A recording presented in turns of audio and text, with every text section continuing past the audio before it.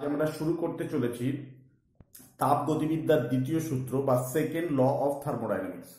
তো এটা শুরু করার পূর্বে আমাদের জানতে হবে যে সেকেন্ড ল অফ থার্মোডাইনামিক্স এর প্রয়োজনীয়তা ঠিক কোথায়, অর্থাৎ সেকেন্ড ল এর প্রয়োজন পড়লো কেন হঠাৎ করে। ফার্স্ট ল অফ থার্মোডাইনামিক্স যদি সাফিসিয়েন্ট হতো তাহলে সেকেন্ড ল এর প্রয়োজন পড়তো না। তোমরা নিশ্চয়ই ফার্স্ট ল অফ থার্মোডাইনামিক্স এর মধ্যে নিশ্চয়ই কোনো অসঙ্গতি আছে, যার জন্যই আমাদের এই সেকেন্ড লটাকে পড়তে হচ্ছে। তো সেই অসঙ্গতির জায়গাগুলো, ফার্স্ট ল অফ থার্মোডাইনামিক্স এর অসঙ্গতির জায়গাগুলো এক্স্যাক্টলি কি, তো সেটা জানার পূর্বে আমাদের ফার্স্ট লটাকে যদি আমরা একবার স্মরণ করে নিই, তাহলে ফার্স্ট ল এর একদম জিস্ট যদি আমি বলি, তাহলে ফার্স্ট ল এর মূল বক্তব্য হচ্ছে যে কি মহাবিশ্বে মোট শক্তির পরিমাণ সর্বদা অপরিবর্তনীয়। যে কোনো বস্তুর ক্ষেত্রে আমরা কি দেখি না, যে কোনো বস্তুর মধ্যে যদি শক্তির আদান প্রদান হয় তাহলে একজন শক্তি ছাড়লে অপরজন শক্তি গ্রহণ করবে। তো তাপগতিবিদ্যার প্রথম সূত্রের বিষয়বস্তু ছিল এটা, বা তাপগতিবিদ্যার প্রথম সূত্রের মূল বক্তব্যই হলো এটা। এইবার আমরা এই বক্তব্যটাকে কাজে লাগিয়ে যদি আমরা বাস্তব কয়েক একটা উদাহরণকে দেখি, তাহলে এই সূত্রের অসঙ্গতিটা আমার কাছে খুব ক্লিয়ার হবে। ধরো এই রকম দুটো ভিন্ন উষ্ণতার বস্তু এ এবং বি, দুটো বস্তুকে আমরা একে অপরের সংস্পর্শে রেখেছি। দুটো বস্তুর উষ্ণতা ভিন্ন ভিন্ন হওয়ার কারণে যদি আমরা এইরকম মানে দুটো লোহার দণ্ড ধরতে পারি, লোহার টুকরো এই সাইজের দুটো লোহার টুকরো, একটা এ একটা বি, যাদের টেম্পারেচার গুলো ভিন্ন, উষ্ণতার মানটা আলাদা আলাদা, তাদেরকে যদি একে অপরের সংস্পর্শে রাখি, তাহলে এক্ষেত্রে ফার্স্ট ল অফ থার্মোডাইনামিক্সকে যদি আমি অ্যাপ্লাই করি, তাহলে ফার্স্ট ল অফ থার্মোডাইনামিক্স কি বলবে আমাদের, যে যেহেতু উষ্ণতাটা ভিন্ন তাহলে একজন তাপ ছাড়বে এবং অন্যজন তাপ গ্রহণ করবে, ঠিক। এবং একজন যতটা তাপ ছাড়বে, যদি কোনো তাপক্ষয় এখানে না ঘটে, তাহলে অন্যজন ঠিক সেই পরিমাণ তাপকেই গ্রহণ করবে। এইটা ছিল ফার্স্ট ল এর বিষয়, ফার্স্ট ল এর মূল বক্তব্য। যদি আমরা এই পার্টিকুলার সিস্টেমের ক্ষেত্রে ফার্স্ট লকে অ্যাপ্লাই হতে দেখি, কিন্তু এক্স্যাক্টলি দেখো ফার্স্ট ল অ্যাপ্রক্সিমেট একটা এদের এনার্জি এক্সচেঞ্জ সম্বন্ধে মন্তব্য করতে পারে, কিন্তু এক্স্যাক্ট কোনো ব্যাখ্যা ফার্স্ট ল দিতে পারে না। কি ব্যাখ্যা না, এখানে এক্স্যাক্টলি কে এনার্জি ছাড়বে এবং কে এনার্জি গ্রহণ করবে তার সুস্পষ্ট কোনো ব্যাখ্যা ফার্স্ট ল অফ থার্মোডাইনামিক্স থেকে আমরা বলতে পারি না। অর্থাৎ একজন এনার্জি ছাড়বে ঠিকই, অন্যজন এনার্জি গ্রহণ করবে সেটাও ঠিক, কিন্তু এক্স্যাক্টলি কে ছাড়বে আর কে গ্রহণ করবে ফার্স্ট ল আমাকে স্পেসিফিক বলতে পারে না। যদি ভিন্ন ভিন্ন উষ্ণতার দুটো বস্তুকে রাখি, যে এ উষ্ণতা ছাড়বে এ উষ্ণতা গ্রহণ করবে, এটা ফার্স্ট ল এর একটা সব থেকে বড় ডেফিসিয়েন্সি। অর্থাৎ ফার্স্ট ল এর সব থেকে বড় লিমিটেশন হচ্ছে যে এনার্জি এক্সচেঞ্জের বিষয়ে স্পেসিফিক কোনো ডাইরেকশন আমাদের এক্ষেত্রে বলে দিতে পারে না ফার্স্ট ল।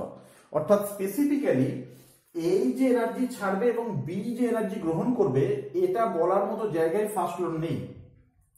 সেটা নেই এই কারণেই, কারণ এটা বলতে গেলে আমাদের এই বস্তু দুটোর উষ্ণতা সম্বন্ধে আমাদের একটা ধারণা থাকা প্রয়োজন, যে কার উষ্ণতা বেশি কার উষ্ণতা কম।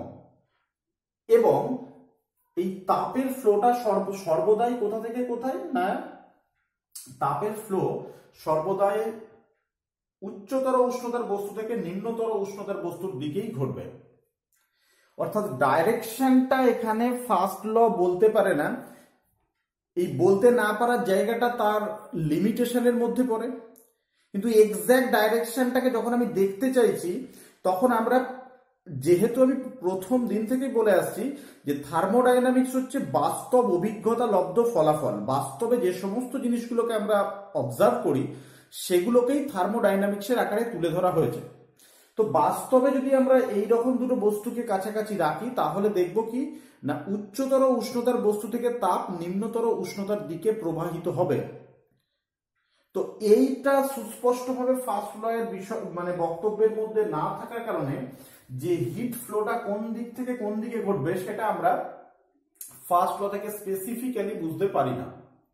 তো এটা গেল তার ফার্স্ট অসঙ্গতি, অর্থাৎ এনার্জির ডাইরেকশনটা কোন অভিমুখে এই এনার্জিটা ফ্লো হবে, এবং এক্স্যাক্টলি ফ্লো হবে শুধু নয়, কেনই বা ফ্লোটা হবে, এনার্জি এই ডাইরেকশন বরাবর ফ্লো হবে এবং কেন হবে, এই প্রশ্নের উত্তর আমরা কিন্তু ফার্স্ট ল থেকে বলতে পারি না। ফার্স্ট ল বলতে পারে এনার্জি ছাড়লে ও এনার্জি গ্রহণ করবে, কিন্তু কেন এই এনার্জি ছাড়বে আর কেন এই এনার্জি গ্রহণ করবে, এর পিছনেও কোনো সুস্পষ্ট ব্যাখ্যা ফার্স্ট ল অফ থার্মোডাইনামিক্স থেকে আমরা পাই না। যে কারণে সেকেন্ড ল এর প্রয়োজনীয়তা দেখা দিল, অর্থাৎ এই যে কোনো থার্মোডাইনামিক প্রসেস সিস্টেমের ক্ষেত্রে ঠিক এই সমস্ত প্রশ্নের উত্তর আমরা পেতে পারি সেকেন্ড ল এর সাহায্যে। অর্থাৎ আমরা থার্মোডাইনামিক্সের যে সেকেন্ড ল, সেই সেকেন্ড লটাকে আমরা ইউজ করে এই সমস্ত প্রশ্নের উত্তর পেতে পারি। অর্থাৎ হিটের ফ্লো কোন ডাইরেকশন বরাবর ঘটলো এবং কেনই বা ঘটলো। ক্লিয়ার? সেকেন্ড, 2 নম্বর, আমরা দেখেছি যখন কোনো শক্তি বা এনার্জির রূপান্তর ঘটে, এক রূপ থেকে অন্য রূপে রূপান্তর আমরা ঘটতে দেখি, তখন আমরা কি দেখেছিলাম না, ধরো আমরা যে রূপান্তরটা নিয়ে অভ্যস্ত ফার্স্ট ল অফ থার্মোডাইনামিক্সে গোটা চ্যাপ্টার 2 পড়েছি, সেটা হচ্ছে কি না, হিটের মেকানিক্যাল এনার্জিতে রূপান্তর, অর্থাৎ হিটের ওয়ার্কে রূপান্তর, অর্থাৎ তাপের কার্যে রূপান্তর। এটা আমরা করেছি যে হিট বা তাপ কিভাবে কার্যে রূপান্তরিত হতে পারে বা কার্যের কিভাবে তাপে রূপান্তর সম্ভব, সেগুলো কিন্তু আমরা ফার্স্ট লতে আলোচনা করেছি, বা আমরা ফার্স্ট ল থেকে সেই রূপান্তরগুলো সম্বন্ধে একটা ধারণা পেয়েছি এবং এক্স্যাক্টলি ওয়ার্ক ডানকে আমরা ক্যালকুলেটও করতে পেরেছি।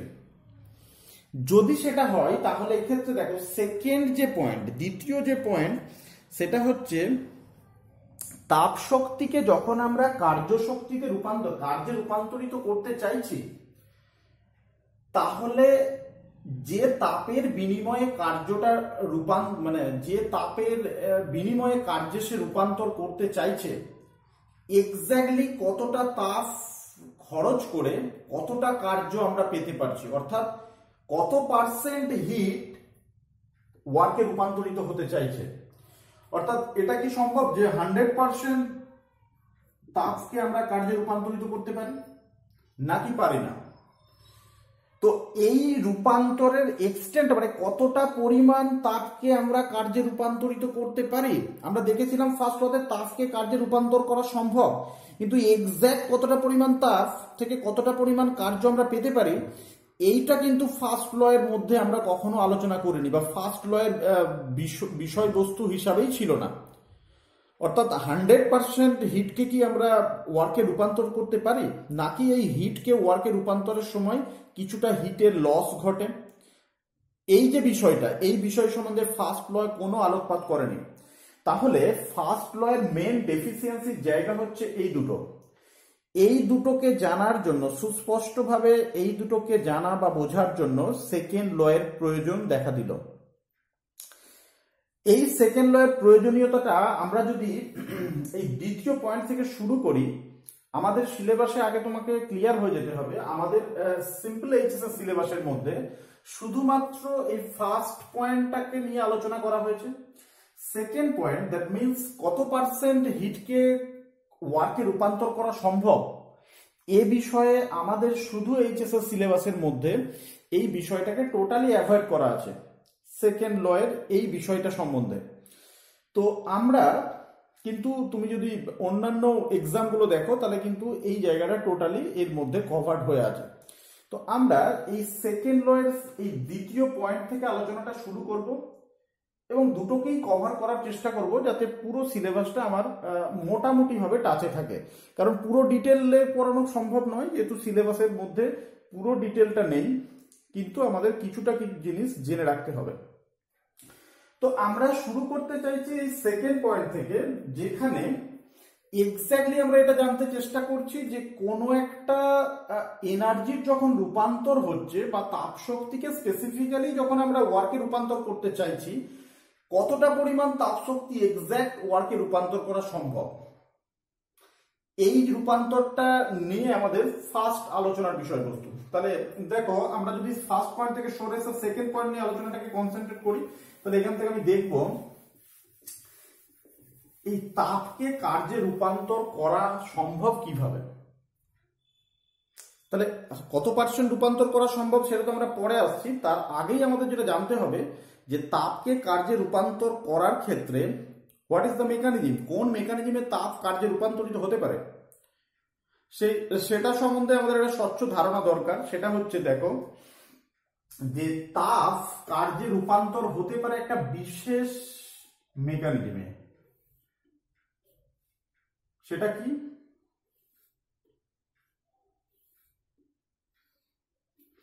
সেটা হচ্ছে যদি ভিন্ন উষ্ণতার দুটো তাপ আধারকে আমরা নিই, that is higher temperature T1 and lower temperature T2, that is T1 greater than T2, অর্থাৎ যদি ভিন্ন উষ্ণতার দুটো তাপ আধার দ্যাট মিন্স যেখানে তাপ সঞ্চিত করে রাখা আছে, দিস ইজ কল্ড তাপ আধার। উচ্চ উষ্ণতা বিশিষ্ট তাপ আধার যেটাকে বলা হয় সোর্স, এবং নিম্ন উষ্ণতা বিশিষ্ট যে তাপ আধার সেটাকে বলা হয় সিঙ্ক। তো আমাদের এই তাপকে কার্যে রূপান্তর করার ক্ষেত্রে কিভাবে আমরা তাপকে কার্যে রূপান্তর করতে পারি সেটাকে আমাকে একটু না জানলে আমি কত পার্সেন্ট তাপকে কার্যে রূপান্তর করা সম্ভব সেটাতে আমরা যেতে পারবো না। তো সেই কারণে এট ফার্স্ট আমাদের এটা জেনে নিতে হবে তাপকে কার্যে রূপান্তর করা যেতে পারে কিভাবে। যে কোনো ইঞ্জিন, মানে তাপকে কার্যে রূপান্তর করা সম্ভব যে কোনো ইঞ্জিনের সাহায্যে, এবং বেসিক্যালি এই ইঞ্জিনগুলোকে বলা হয় হিট ইঞ্জিন।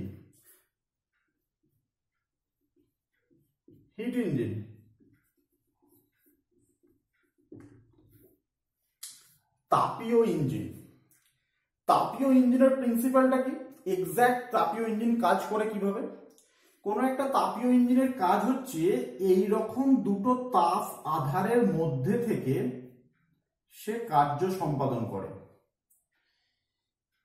তাপ আধার এক্সাক্ট হায়ার টেম্পারেচারের তাপ আধার আমরা যে সমস্ত ইঞ্জিনগুলোকে ডেইলি কাজ করতে দেখি সেই ইঞ্জিনগুলোর ভিতরে প্রিন্সিপাল এক্স্যাক্টলি সেটা এরকম যে দুটো তাপ আধারের মধ্যে থেকে ইঞ্জিনগুলো কাজ করে। যেখানে হায়ার টেম্পারেচার মানে উচ্চ তাপমাত্রার যে তাপ আধার যেটাকে আমরা সোর্স বলছি, সেই তাপ আধার এবং নিম্ন তাপমাত্রার তাপ আধারটা এক্স্যাক্ট কি, এই নিম্ন তাপমাত্রা বিশিষ্ট তাপ আধার হিসাবে কাজ করে আমাদের সারাউন্ডিংস, আমাদের পরিবেশ। এই পার্টিকুলার ইঞ্জিনের ক্ষেত্রে এই নিম্ন তাপমাত্রার তাপ আধার রূপে কাজ করে। এবং এই সোর্স হিসাবে কাজ করে কোনটা? সোর্স হিসাবে আমরা একটা তাপ আধার তৈরি করি যেখানে ওই পার্টিকুলার সিস্টেমটা তার ভিতরে থাকা ফুয়েলটাকে পুড়িয়ে ওখানে হিট জেনারেট করা হয়, এবং সেই হিট জেনারেট করে এখানে একটা উচ্চ তাপমাত্রার একটা তাপ আধার বা সোর্সকে আমরা ডেভেলপ করি, এবং ইঞ্জিন ওই সোর্স এবং সারাউন্ডিংস এর মাঝে থেকে কাজ করে। তাহলে আমাকে বলতে হবে হোয়াট ইজ ইঞ্জিন, মানে আমরা দৈনন্দিন জীবনে যে সমস্ত ইঞ্জিনগুলোকে আমাদের মোটর গাড়ির ইঞ্জিন, যে সমস্ত ইঞ্জিনগুলো যেখানে ফুয়েলের কনজাম্পশনের দ্বারা ইঞ্জিনগুলো চলছে, সেই সমস্ত ইঞ্জিনের প্রিন্সিপাল হচ্ছে এট ফার্স্ট আমরা ফুয়েলকে পোড়াই, পুড়িয়ে উচ্চতর তাপ আধার তৈরি করি, দ্যাট ইজ কল্ড সোর্সকে তৈরি করি। এইবার এবং নিম্নতর তাপ আধার হিসেবে কাজ করে আমাদের পরিবেশ। তাহলে ইঞ্জিন এই উচ্চতর তাপ আধার এবং নিম্নতর তাপ আধার সোর্স এবং সিঙ্কের মাঝে থেকে কাজ করে। তাহলে ইঞ্জিনই হচ্ছে একমাত্র উপায় যার দ্বারা আমরা কি করতে পারি, তাপকে কার্যে রূপান্তরিত করতে পারি। মানে এটা জানার আমার উদ্দেশ্য হচ্ছে এটা, আমরা যেহেতু কত পার্সেন্ট তাপ কার্যে রূপান্তরিত হতে চাইছে সেটা যখন জানতে চাইছি, তাহলে তাপকে কার্যে রূপান্তর করতে পারে exact K, that is any hit engine. এবং সেই হিট ইঞ্জিন এক্স্যাক্ট কি, তার সে কিভাবে কাজ করে সেটা মোটামুটি ভাবে আমাদের জানা হলো। ক্লিয়ার? তো এটা যদি আমরা জানি তাহলে এখান থেকে দেখো যে কোনো ইঞ্জিন যদি আমরা দেখি যে উচ্চতর তাপ আধার থেকে Q1 পরিমাণ হিটকে সে শোষণ করলো, শোষণ করে তার একটা সার্টেন ফ্র্যাকশন সে ওয়ার্কে রূপান্তরিত করলো। ইট ইজ এক্সপেরিমেন্টালি সিন, এটা পরীক্ষামূলকভাবে দেখা গেছে যদিও এর এস্টাবলিশ করার মতো জায়গা আমাদের এখানে নেই বা আমাদের সেই স্কোপটা নেই, সিলেবাসে যেহেতু আমাদের এটা নেই, আমরা শুধু এটা টাচে থাকতে চাইছি যে এক্স্যাক্টলি কতটা তাপ কার্যে রূপান্তরিত হতে পারছে তার একটা ধারণা আমাদের মধ্যে থাকা দরকার। তো যদি আমি ধরে নিই যে Q1 পরিমাণ হিট এই ইঞ্জিনটা কি করলো, উচ্চতর তাপ আধার থেকে শোষণ করলো, সেই Q1 হিটের একটা সার্টেন ফ্র্যাকশনকে সে ওয়ার্কে রূপান্তরিত করলো, কার্যে রূপান্তরিত করলো। বাকি যে হিটটা রইলো সেই হিটটাকে সে কি করলো, সেই হিটটাকে সে নিম্নতর তাপ আধারে নিক্ষেপ করলো। অর্থাৎ Q1 হিটকে সে অ্যাবজর্ব করলো, তার একটা সার্টেন ফ্র্যাকশনকে সে কার্যে রূপান্তরিত করলো, এবং বাকি হিটটাকে সে কি করলো, বাকি হিট সেটা Q2টাকে সে নিম্নতর তাপ আধারে নিক্ষেপ করলো। তাহলে এক্স্যাক্ট, এবং এই ইঞ্জিনটা আমি যদি ধরে নিই যে ডব্লিউ পরিমাণ ওয়ার্ক ডাউন সম্পন্ন করলো, তাহলে what is the W? According to first law W সমান আমি কি লিখতে পারি? Q1 minus Q2। তাহলে ডব্লিউ সমান এক্স্যাক্টলি Q1 মাইনাস Q2, এটা আমি লিখতেই পারি। তাহলে এই পরিমাণ হিটকে সে ওয়ার্কে রূপান্তর করেছে, বাকি হিটটা সে সারাউন্ডিংসে নিক্ষেপ করেছে। তো এটা যদি হয় তাহলে এক্ষেত্রে যে কোনো ইঞ্জিন যারা হিটকে ওয়ার্কে রূপান্তরিত করতে পারে, সেই পার্টিকুলার ইঞ্জিন এক্স্যাক্টলি কতটা পরিমাণ হিটকে ওয়ার্কে রূপান্তরিত করতে পারে বা কত পার্সেন্ট হিটকে ওয়ার্কে রূপান্তরিত করতে পারে, সেটা যদি আমি জানতে চাই তাহলে এক্স্যাক্ট দেখো হিট হিসাবে সে অ্যাবজর্ব করছে কতটা, Q1 পরিমাণ, এক্স্যাক্ট ওয়ার্ক সম্পাদন করছে কতটা, ডব্লিউ পরিমাণ। তাহলে কতটা পরিমাণ হিট, তাহলে আমি যদি এই ইঞ্জিনের এফিসিয়েন্সির কথা চিন্তা করি, দ্যাট ইজ এফিসিয়েন্সি যদি আমি ইটা বলি, ইটা মিন্স সে যতটা কার্য সম্পাদন করলো ডিভাইডেড বাই যতটা পরিমাণ হিটকে সে অ্যাবজর্ব করলো, that is W by Q1। তাহলে এই ইটা যে কোনো ইঞ্জিনের এফিসিয়েন্সি, ইঞ্জিন কতটা হিটকে শোষণ করছে এবং আলটিমেটলি কতটা ওয়ার্ক ডান সে এখান থেকে করছে, এই দুটোর রেশিওটাকে আমি বলতে পারি ইঞ্জিনের এফিসিয়েন্সি ইটা। যদি এই ডব্লিউ সমান Q1 হয়ে যায় তাহলে আমি বলতে পারি ইঞ্জিনের এফিসিয়েন্সি 1, দ্যাট ইজ ম্যাক্সিমাম যতটা হিটকে সে নিচ্ছিল সেই টোটাল হিটটাকে সে কি করছে, টোটাল হিটটাকে সে ওয়ার্কে রূপান্তরিত করে দিতে পারছে। কিন্তু আমরা এই পার্টিকুলার এখানে দেখতে পাচ্ছি কি W is less than Q1, Q1 minus Q2 মানে লেস দেন Q1। তাহলে ইটার কখনো 1 হতে পারে না। যদি ইটা 1 না হতে পারে তাহলে আমি এখান থেকে ক্লিয়ারলি বলতে পারি যে কখনো 100% কি করতে পারে, 100% হিটকে ওয়ার্কে রূপান্তরিত করতে পারি না আমরা। তাহলে 100% হিট কখনো ওয়ার্কে রূপান্তরিত করা সম্ভব নয়। ক্লিয়ার? তার মানে দেখো, তাহলে এক্স্যাক্ট এই ইটার যদি আমি ভ্যালুটা দেখতে চাই তাহলে 100% হিটকে কখনো ওয়ার্কে যদি রূপান্তর করা সম্ভব না হয়, এটা আমাদের কাছে একটা গুরুত্বপূর্ণ এভিডেন্স যেটা ফার্স্ট ল থেকে আমরা জানতে পারিনি, যে কারণে সেকেন্ড ল এর প্রয়োজনীয়তাটা দেখা দিয়েছিল যে তাহলে এক্স্যাক্ট কত পার্সেন্ট হিটকে আমরা ওয়ার্কে পরিণত করতে পারছি, মানে অ্যাটলিস্ট 100% হিটকে ওয়ার্কে রূপান্তর করা সম্ভব হয় না। তাহলে সব সময় 100% এর কম হিটকে আমরা ওয়ার্কে রূপান্তর করতে পারি ফার্স্ট। তাহলে এক্স্যাক্ট এই ধরনের ইঞ্জিনের এফিসিয়েন্সি যদি আমাকে ইটার মান জানতে হয়, ইটার সমান ডব্লিউ বাই Q1 যদি হয়, তাহলে ডব্লিউ মিন্স কি Q1 minus Q2 by Q1। তাহলে এইটা হলো আমার এই ধরনের হিট ইঞ্জিনের এফিসিয়েন্সি। আমরা যদি এটা ডেরিভেশন করি, এটা দেখানো সম্ভব এটাই সিস্টেমের T1 minus T2 by T1 এর সাথে সমান, অর্থাৎ এই টেম্পারেচার গুলোর সাথে সমান। তার মানে এক্ষেত্রে আমাকে কি কি প্রশ্ন থাকতে পারে না, এফিসিয়েন্সি ইটার নিয়ে তোমাকে কমেন্ট করতে হতে পারে যে ইটার মানটা কার উপর নির্ভরশীল। ইটার মান নির্ভর করতে পারে দেখো T1 minus T2 by T1, অর্থাৎ টেম্পারেচারের ডিফারেন্স, অর্থাৎ সোর্স এবং সিঙ্কের ভিতরকার টেম্পারেচার, এই ওপরের ভ্যালুটা লবের ভ্যালুটা যত বেশি হবে কি হবে, এফিসিয়েন্সি ইটার মান তত বাড়বে। তার মানে টেম্পারেচারের ডিফারেন্সটা যত বেশি হবে সোর্সের সাথে সিঙ্কের, তাহলে কি হবে, ওই ইঞ্জিনের এফিসিয়েন্সি তত বৃদ্ধি পাবে। ফার্দার T1 এর মানটা যত কম হবে অর্থাৎ সিঙ্কের টেম্পারেচার এই T1 minus T2 by T1, তো এই T1 এর মানটা মানে T2 এর মানটা এই T2 এর মানটা দেখো যত কম হবে, T2 এর মানটা যত কম হবে T1 মাইনাস T2 ভ্যালুটা তত বৃদ্ধি পাবে, তত বৃদ্ধি পেলে এই পার্টিকুলার ইঞ্জিনের এফিসিয়েন্সির মান তত বাড়বে। ক্লিয়ার? তো এই ধরনের what is hit engine, hit engine কি, হিট ইঞ্জিন কোন পদ্ধতিতে কাজ করে এবং তার এক্সাক্ট এফিসিয়েন্সি ইটা মান কত, এবং কখনোই কোনো 100% হিটকে ওয়ার্কে রূপান্তরিত করা যায় না, এই জিনিসগুলো মোটামুটি আমরা এই অংশ থেকে বোঝার চেষ্টা করলাম। তাহলে সেকেন্ড ল অফ থার্মোডাইনামিক্স, তাপগতিবিদ্যার দ্বিতীয় সূত্রটা আমাদের যদি এই সম্বন্ধে আমরা আলোকপাত করতে চাই, আমাকে মনে রাখতে হবে তাপগতিবিদ্যার দ্বিতীয় সূত্র স্পেসিফিক কোনো সূত্র নয়। মানে একটাই সূত্র, আমরা যে আগে যে সমস্ত সূত্রগুলো পড়তে যেভাবে অভ্যস্ত হয়েছি সেই রকম কোনো সূত্র তাপগতিবিদ্যার দ্বিতীয় সূত্র নয় না।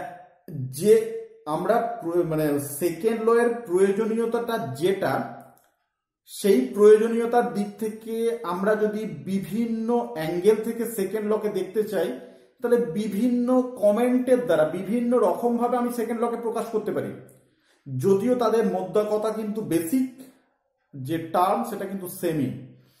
যেমন আমি যদি একটা কমেন্ট করি যে সেকেন্ড ল এর এটা একটা মন্তব্য হতে পারে, বা এটাও সেকেন্ড ল হিসাবে বলা যেতে পারে যে হিট কখনো নিম্নতর তাপমাত্রা থেকে উচ্চতর তাপমাত্রার দিকে ফ্লো হওয়া সম্ভব নয়। স্বাভাবিক, এটাও তো একটা সেকেন্ড ল এর একটা কমেন্ট, মানে সেকেন্ড ল এর যে মেন বিষয়বস্তু, তার মানে হিট ফ্লো হয়, মানে নিম্নতর থেকে উচ্চতর দিকে হিট ফ্লো হয় না, তার মানে হয় এক্স্যাক্টলি উচ্চতর তাপমাত্রা থেকে নিম্নতর তাপমাত্রার দিকে হিটের একটা ফ্লো হয়। এছাড়া আমরা এই যে ইঞ্জিন বা যন্ত্রটা বললাম, এই যন্ত্রের দ্বারা যদি আমি কি করতে চাই, সেকেন্ড ল এর একটা সেকেন্ড লকে মানে বলতে চাই, তাহলে এটা কিভাবে বলা সম্ভব? না, এটা আমি বলতেই পারি যে ইঞ্জিন সর্বদা কাজ করছে কোথা থেকে, ইঞ্জিন সর্বদা দুটো টেম্পারেচারের মধ্যে কাজ করে, সোর্স এন্ড সিঙ্ক, এবং ইঞ্জিন এক্স্যাক্টলি কাজ করছে, হিট নিচ্ছে কোথা থেকে, হায়ার টেম্পারেচারের তাপ আধার থেকে লোয়ার টেম্পারেচারের তাপ আধারে হিটের একটা ফ্লো এখানেও আমরা দেখছি। এবার আমি যদি এটাকে বলতে পারি যে এমন কোনো যন্ত্র তৈরি করা সম্ভব নয় যা চক্রীয় প্রক্রিয়ায় কার্য করে কি নিম্নতর উষ্ণতার বস্তু থেকে তাপ গ্রহণ করে সেই তাপ উচ্চতর বস্তুতে তাপ বর্জন করবে নিজে থেকে, যদি না বাইরে থেকে তারপর আমরা একটা কার্য সম্পাদন করি। অর্থাৎ এইটা বলার মানে মেন উদ্দেশ্য হচ্ছে ইঞ্জিন সবসময় উচ্চতর তাপমাত্রার তাপ আধার থেকে তাপকে গ্রহণ করে নিম্নতর তাপমাত্রার তাপ আধারে বর্জন করবে। মানে উল্টোটা হওয়া সম্ভব নয়, উল্টোটা নিজে থেকে করতে সে পারে না। আমরা যদি ফোর্সফুলি করাতে চাই, এর উপর মানে বাইরে থেকে ওয়ার্ক ডান করে এটা করাতে চাই, তবে করা সম্ভব না।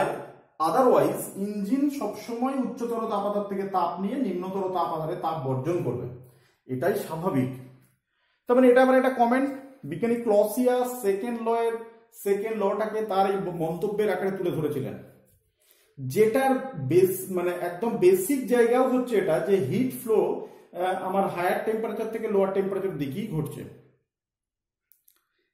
এই রকম বেশ কিছু মন্তব্যের দ্বারা সেকেন্ড লকে উপস্থাপিত করা আছে। আমরা যে মন্তব্যটা দেখলাম এখানে, যে এমন কোন ইঞ্জিন তৈরি করা সম্ভব নয় যে নিম্নতর উষ্ণতার তাপ আধার থেকে তাপকে গ্রহণ করে উচ্চতর উষ্ণতার তাপ আধারে সেটাকে বর্জন করবে, যদি না বাইরে থেকে আমি তার উপর একটা ওয়ার্ক ডান সম্পন্ন করি, কোনো কার্য না বাইরে থেকে যন্ত্রটির ওপর যদি আমি কোনো কার্য না করি, তাহলে এটা কখনো করা সম্ভব নয়। এটা আমার মন্তব্য। বিজ্ঞানী ক্লসিয়াস সেকেন্ড লটাকে এই কমেন্টের ওপর তুলে ধরেছিলেন। This is called Clausius statement. এটাকে আমরা ক্লসিয়াসের স্টেটমেন্ট বলতে পারি। ঠিক একই রকমের অনেক স্টেটমেন্ট সেকেন্ড লয়ে রয়েছে, কিন্তু তার মধ্যে মোস্ট ইম্পর্টেন্ট এবং সব থেকে গুরুত্বপূর্ণ দুটো স্টেটমেন্ট হচ্ছে ক্লসিয়াস অ্যান্ড প্ল্যাঙ্ক কেলভিনের স্টেটমেন্ট। তো প্ল্যাঙ্ক কেলভিনের স্টেটমেন্টটাকে আমরা যদি ঠিক এই ইঞ্জিনের সাপেক্ষেই দেখতে চাই, তাহলে আমরা কি বলতে পারি দেখুন, বলছে আমরা এমন কোনো যন্ত্র কখনো তৈরি করতে পারি না বা ইঞ্জিন তৈরি করতে পারি না যা চক্রীয়ভাবে কাজ করে কোনো তাপ আধার থেকে তাপকে শোষণ করে সেই তাপকে সম্পূর্ণরূপে কার্যে রূপান্তরিত করবে, কিন্তু পারিপার্শ্বিকের কোনো পরিবর্তন ঘটবে না। তার মানে এখানে কি বলা হচ্ছে, আমি তোমাদের বলেছিলাম যে কোনো ইঞ্জিনের ক্ষেত্রে এই সিঙ্কটা আমার কি, সিঙ্কটা হচ্ছে আমার অ্যাটমসফিয়ার, আমার পরিবেশ। এই মন্তব্যের দ্বারা এটা তুলে ধরা হলো যে এমন কোন ইঞ্জিনকে আমরা কখনো তৈরি করতে পারি না যে চক্রীয় প্রক্রিয়াতে কার্য করে উচ্চতর তাপমাত্রা থেকে তাপ আধার থেকে তাপকে গ্রহণ করে সেই তাপকে সম্পূর্ণরূপে কার্যে রূপান্তরিত করবে পরিবেশের কোনরূপ পরিবর্তন ছাড়া। পরিবেশের পরিবর্তন মিন্স এখানে বলছে এই তাপটা এখানে নিক্ষেপ না করে সে টোটালি কখনো কার্যে রূপান্তরিত করতে পারবে না। তার মানে এই কমেন্টটার মেন বিষয়বস্তু হচ্ছে আমরা কমপ্লিট কিউকে, হিটকে 100% ওয়ার্কে রূপান্তরিত করতে পারবো না। কারণ এই রূপান্তর করার ক্ষেত্রে আমার কি এই Q2 পরিমাণ হিটকে আমাকে নিম্নতর তাপমাত্রা তাপ আধারে নিক্ষেপ করতেই হবে, যে তাপ আধারটা আমার কাছে ক্ষেত্রে আমার সারাউন্ডিংস, অর্থাৎ এই তাপটা সারাউন্ডিংসে নিক্ষেপ হওয়ার সাথে সাথে পরিবেশের কিন্তু একটা পরিবর্তন সাধিত হবে। এটা না করলে কিন্তু কি করতে পারবো না, আমরা কোনো যন্ত্র এই এমন তৈরি করা সম্ভব হবে না যে এটা করতে পারবে। বোঝা গেল? তো এই দুটো হচ্ছে সেকেন্ড লয়ের দুটো গুরুত্বপূর্ণ স্টেটমেন্ট। এবং আমরা সেকেন্ড পয়েন্টটাকে নিয়ে আলোচনা করতে গিয়ে ইঞ্জিনের কার্যকারিতা এবং সেকেন্ড লয়ের স্টেটমেন্ট এগুলো বোঝার ক্ষেত্রে আমার সেগুলো সহায়ক হতে পারে। তো এই পয়েন্ট থেকে বেরিয়ে গিয়ে আমরা এবার যদি ফার্স্ট পয়েন্টে আসি, প্রথম পয়েন্টে যদি আমরা আসতে চাই, তাহলে দেখো আমাদের ফার্স্ট পয়েন্ট কি ছিল, এক্স্যাক্ট যে শক্তির তাপের ফ্লো কোথা থেকে কোন দিকে ঘটছে, বা কোনো একটা প্রক্রিয়ার ডিরেকশন এই দিক থেকে এই দিকে কেন ঘটছে। ঠিক, যে প্রথম পয়েন্টের বিষয় ছিল যে কোনো একটা থার্মোডাইনামিক সিস্টেম, কোনো একটা তাপগতীয় থার্মোডাইনামিক সিস্টেম কেন এই পার্টিকুলার ডিরেকশন বরাবর ফ্লো হচ্ছে। ওকে, তো আমরা নেক্সট ক্লাসে এটা নিয়ে আলোচনা করব। চলো।